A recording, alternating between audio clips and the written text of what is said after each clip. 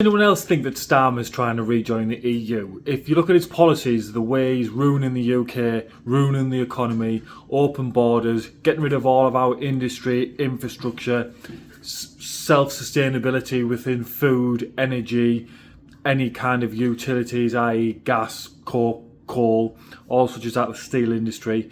Everything's absolutely disappearing. We're so reliant on the EU and the rest of the world, it's unbelievable. And he's openly admitted that he thinks more of Davos than he does of Westminster.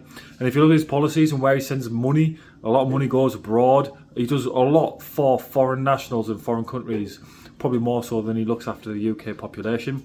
And looking forward at the future election, his number one competitor is going to be Nigel Farage. Now, Nigel Farage is the poster boy for Brexit.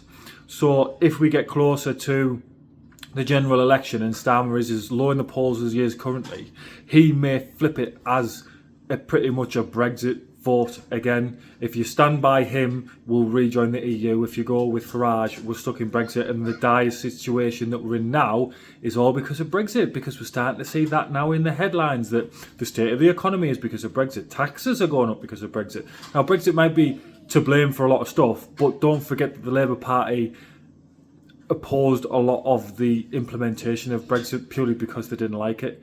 So if they'd have maybe gone along in a constructive manner, we might have had a better outcome.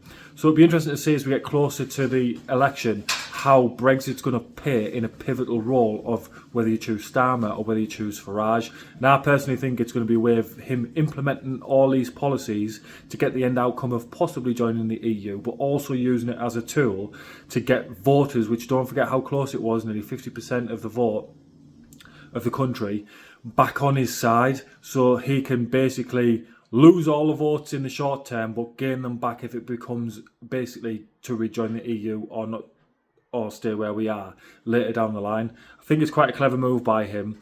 And I'll tell you another thing I've seen the other day which might be worth a watch. The Fabian Society, now a lot of Labour are involved in it and a lot of MPs, and it's a very interesting thing to look at. So if you want to do a little bit of research, have a little look into that. I'm going to do a little bit more on it because I don't really want to do any videos on it just yet. But it's basically about having an agenda and how it plays out in society and in politics and in the country, and kind of what we're seeing now. So there's a little nugget to look into.